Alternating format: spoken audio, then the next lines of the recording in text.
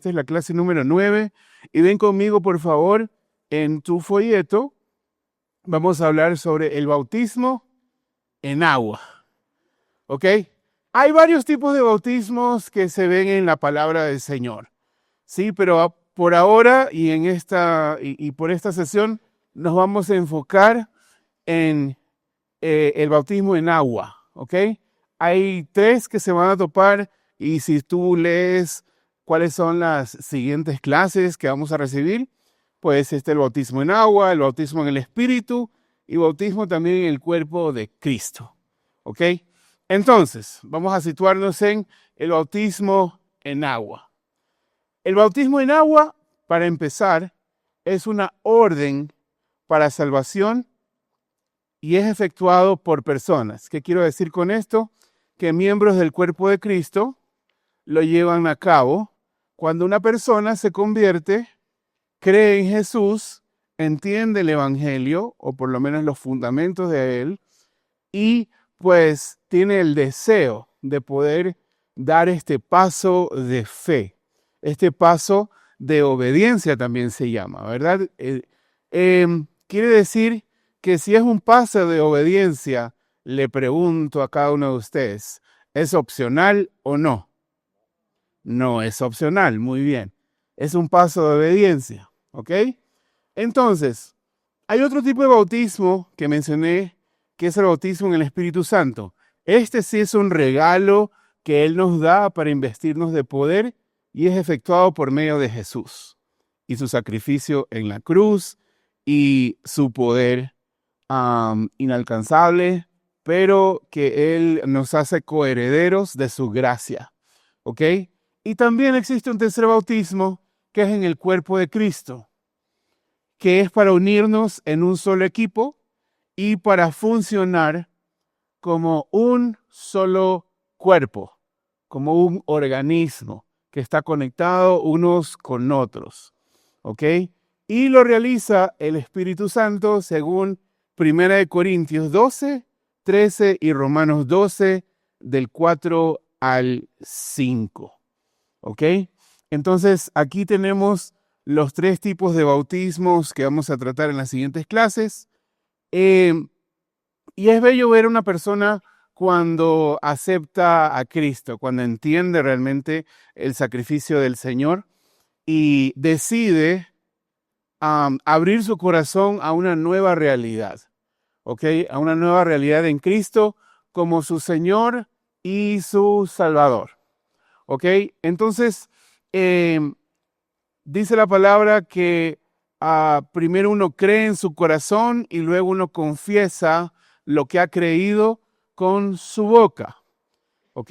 Uno cree y después confiesa. Lo que tú dices realmente es lo que está en tu corazón, ¿verdad? Lo que atesora tu corazón. Muchas veces actuamos políticamente y decimos cosas que no creemos a veces, pero cuando estas reacciones rápidas ocurren, lo primero que sale es lo que tienes en tu corazón. Si tienes la palabra del Señor en tu corazón, pues eso será lo primero que va a salir de ti en aquel día malo o aquel día donde tengas que celebrar una victoria. Amén. Pero si nosotros no tenemos la palabra del Señor en nuestro corazón, va a salir la creencia que cada uno hemos construido en nuestro corazón. ¿Sí? Así de sencillo. Entonces, cuando creemos en nuestro corazón en Jesús, lo confesamos con nuestra boca. Y una vez que esto ocurre, una vez que el nuevo nacimiento se da, ¿verdad? El siguiente paso es el bautismo. Y vamos a hablar un poquito sobre la importancia del bautismo en agua, que es nuestro centro y nuestro foco en esta sesión. Perdón. Hebreos 6, 1 al 2. ¿Ok? Lo vamos a leer así. Por tanto, dejando ya los rudimentos o los fundamentos o las cosas más sencillas de la doctrina de Cristo, vamos adelante a la perfección, no echando otra vez el fundamento del arrepentimiento de obras muertas, de la fe en Dios, de la doctrina de bautismos, de la imposición de manos, de la resurrección de los muertos y del juicio eterno. ¿Ok? Entonces, ahí en sus bosquejos tienen repetido una sección, ¿verdad? La vamos a pasar porque está nuevamente escrito y nos vamos directamente al segundo párrafo de la importancia del bautismo en agua, que está más adelante, ¿sí? Todos me siguen, ¿ok?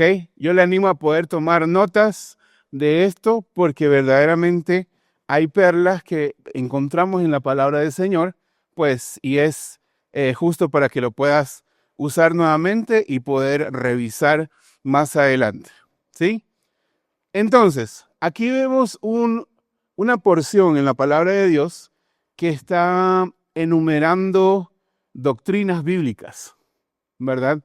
Todas las doctrinas que se enumeran en estos versículos son parte de la visión que Dios nos ha entregado, que Dios nos ha dado.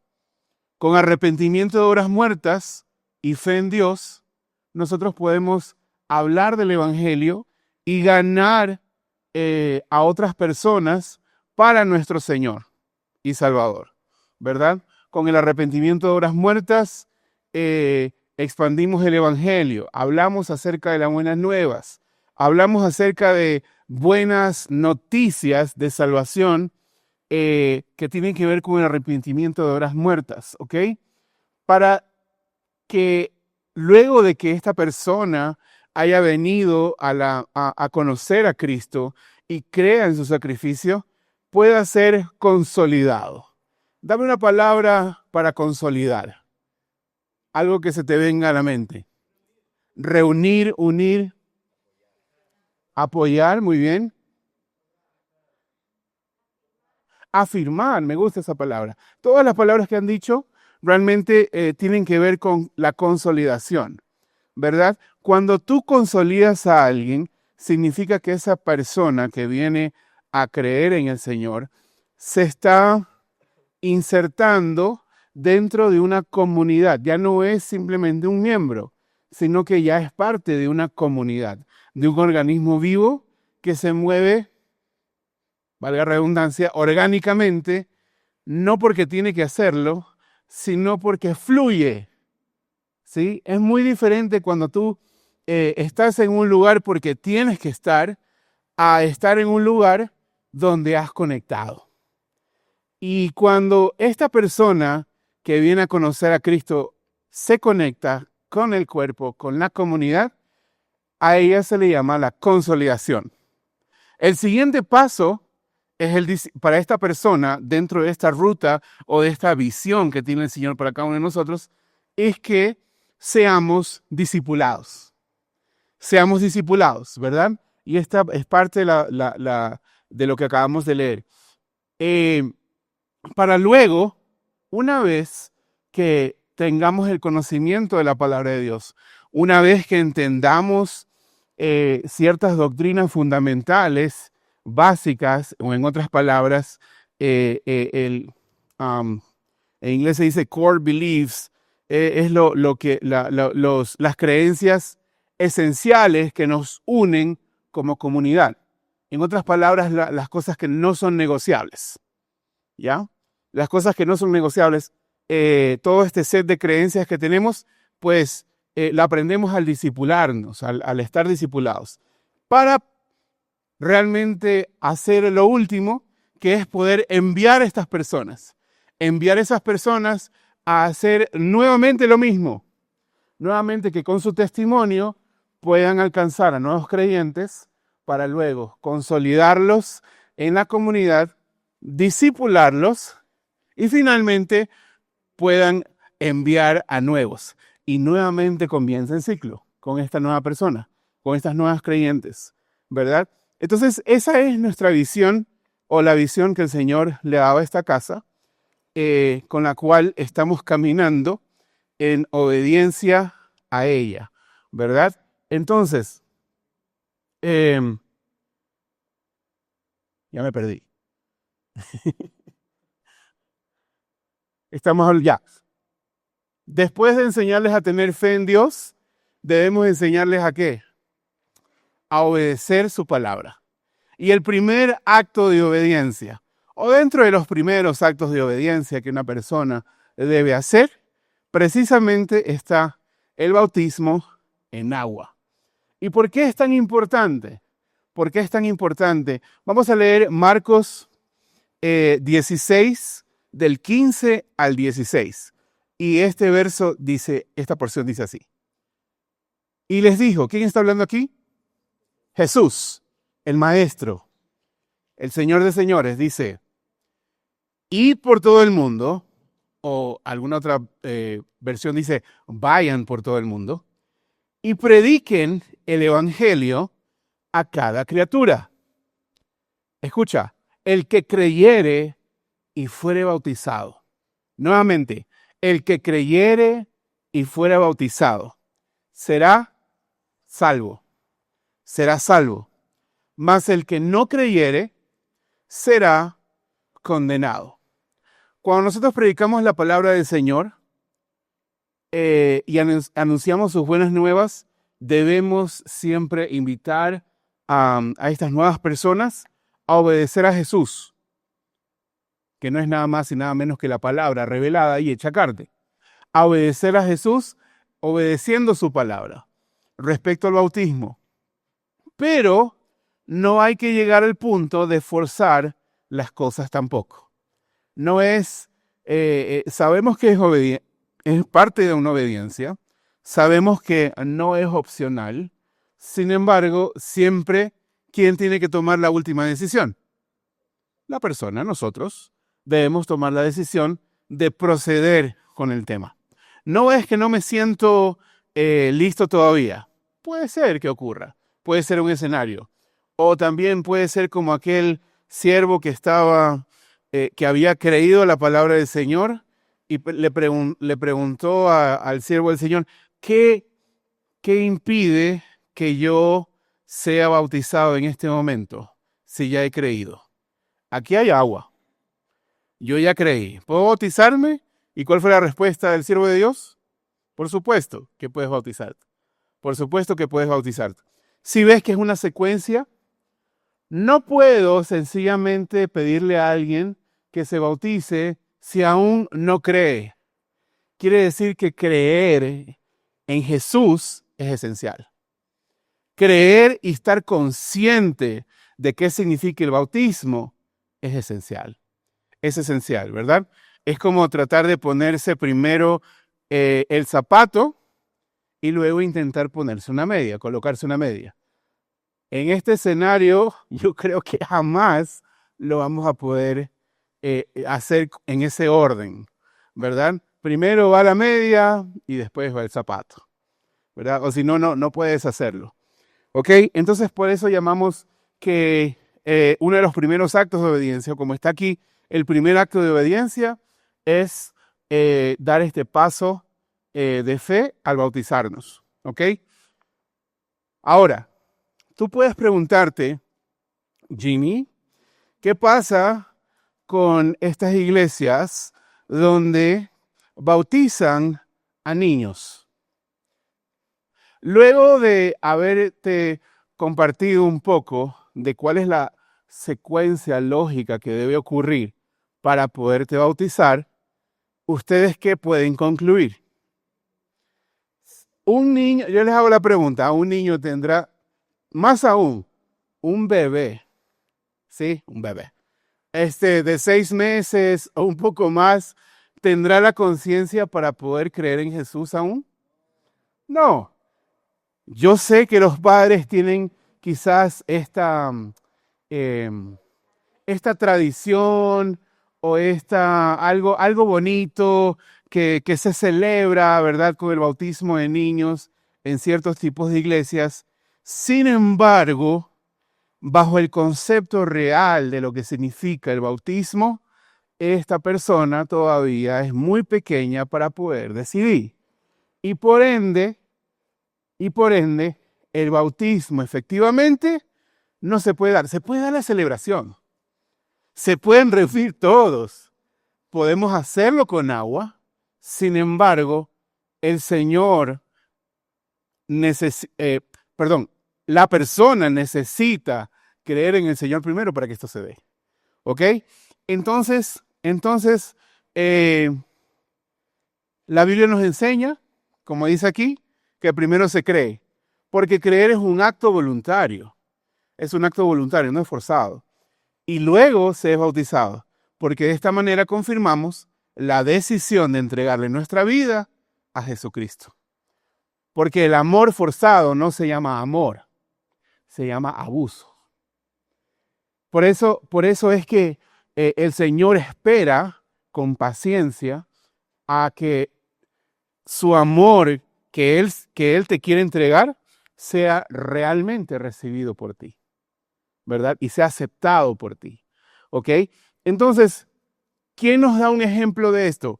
El ejemplo más clásico que encontramos en la palabra de Dios lo vivió nuestro Señor Jesús, ¿sí?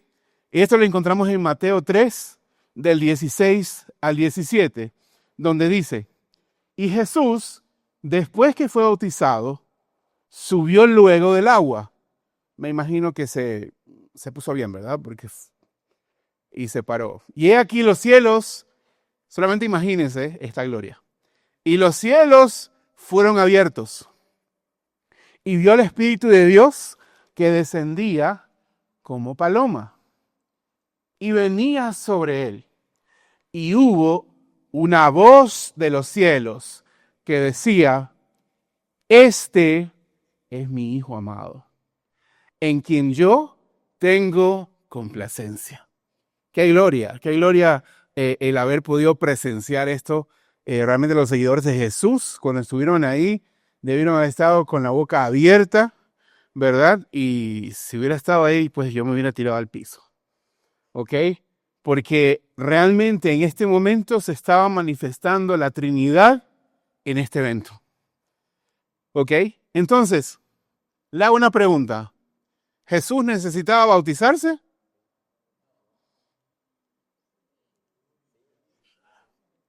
La voy a reformular mi pregunta. Bajo el concepto de necesitar, no. Bajo el concepto de la misión para cual fue enviado, cuidadito esas preguntas. Ok.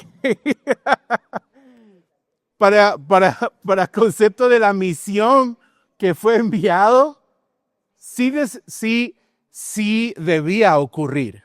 No como un ser necesitado, porque toda la gloria del Señor estaba en él.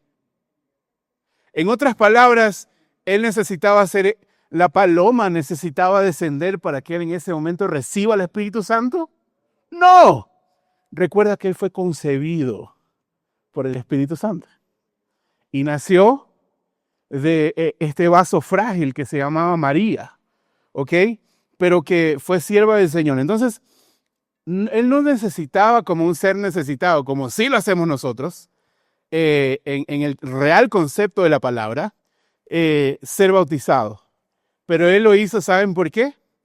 Primero, para dar un ejemplo. Segundo, por humildad, porque él se sometía a la voluntad de su padre, que le había encomendado la misión de vivir ciertos eventos no por necesidad, sino para reflejar qué es lo que sus coherederos, o sea, tú y yo, debemos hacer, ¿verdad?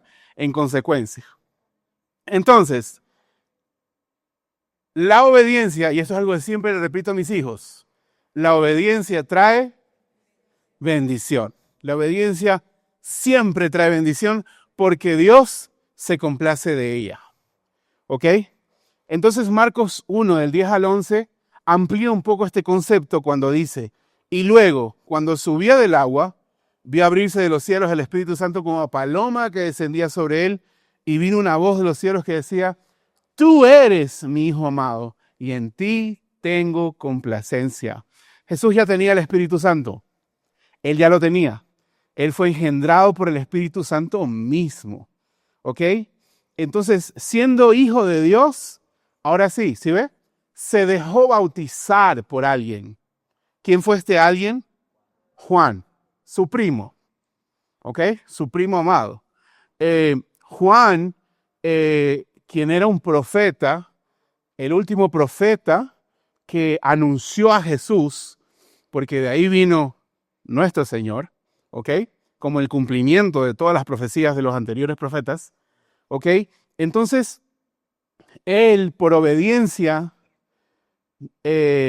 por humildad, ¿ok? Por someterse a una autoridad mayor que es la del Padre Celestial, se humilla y él dice, hay que nacer del Espíritu, así como también hay que nacer del agua. Cuando una persona es obediente a la voz de Dios, escuche, cuando una persona es obediente a la voz de Dios, los cielos se abren para ti. Los cielos se abren y hay bendiciones, múltiples tipos de bendiciones. No pienses solamente en una. Son múltiples tipos de bendiciones y son derramadas sobre tu vida y por ende en los de tu casa. ¿Ok? Entonces, el bautismo, ¿cuál es la identificación que nosotros tenemos con el bautismo? El bautismo nos identifica con no solamente la muerte de Cristo, sino también con su resurrección. ¿Ok? Mira lo que dice Romanos 6, del 1 al 8.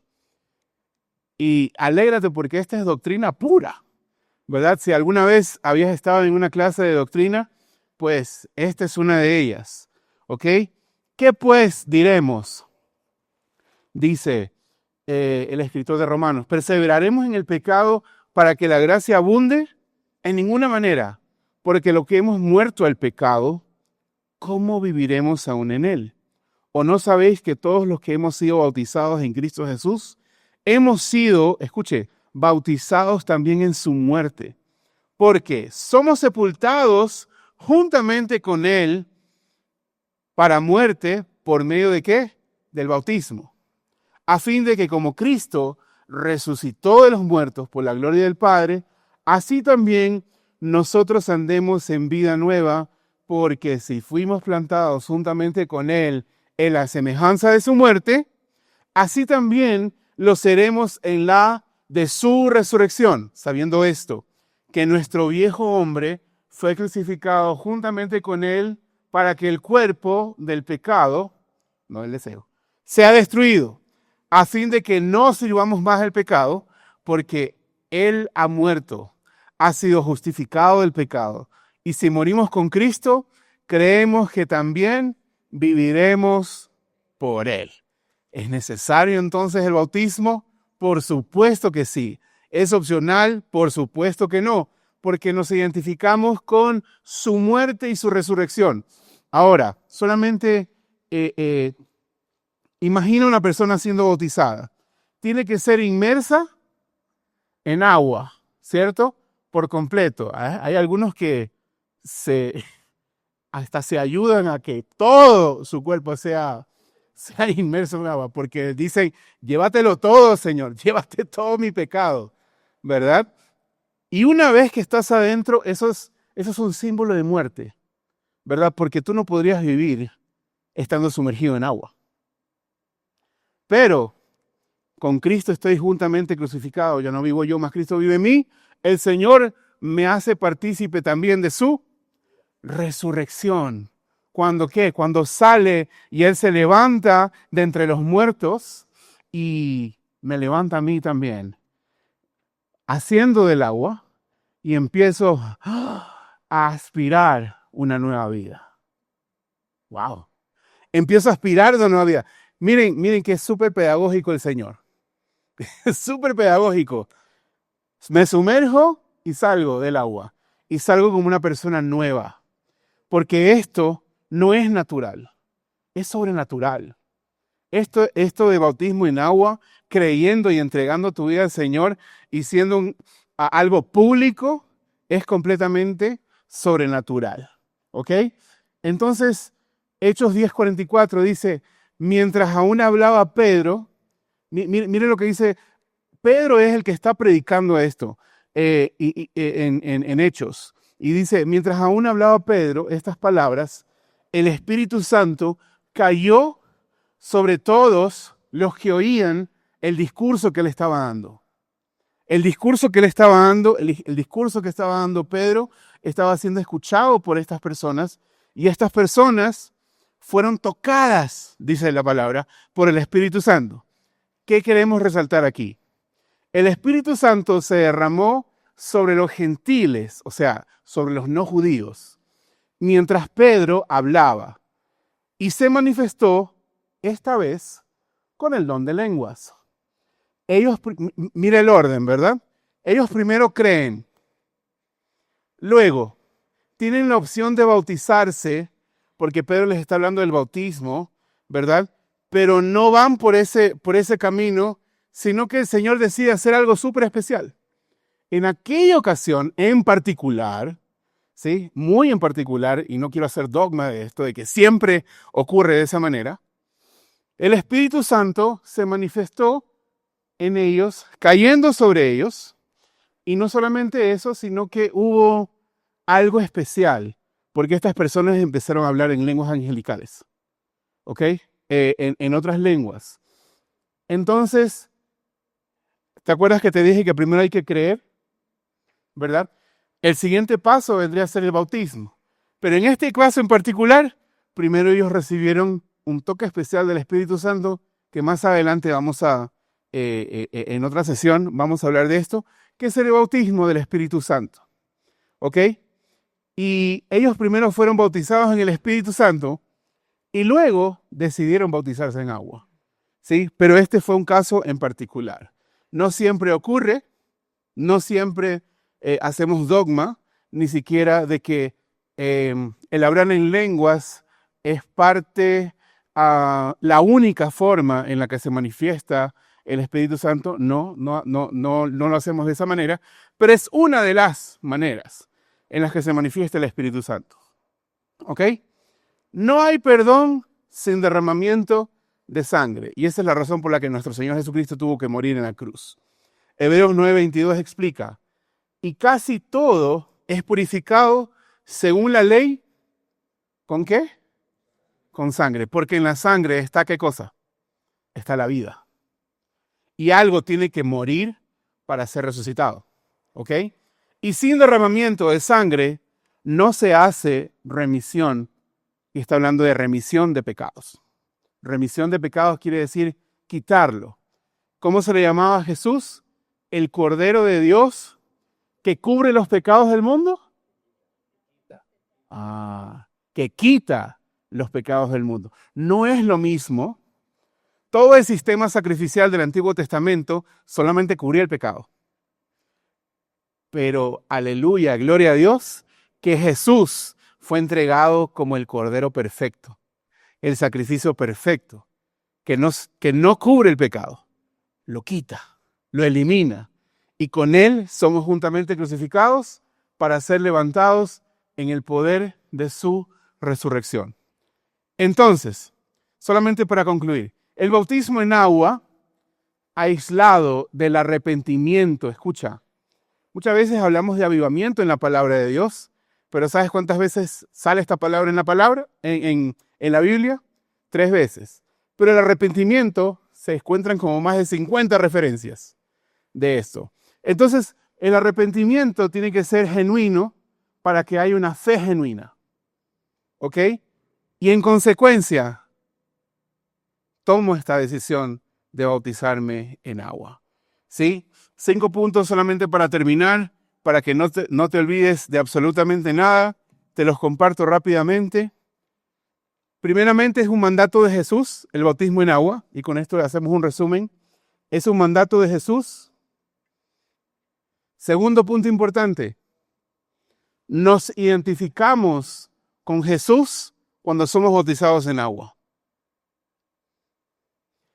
Tercero,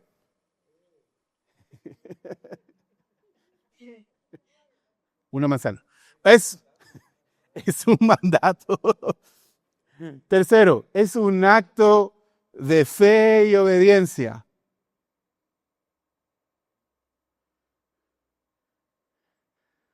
Cuarto, es público, no es en privado. Tus oraciones son en privado, pero este acto en particular es en público.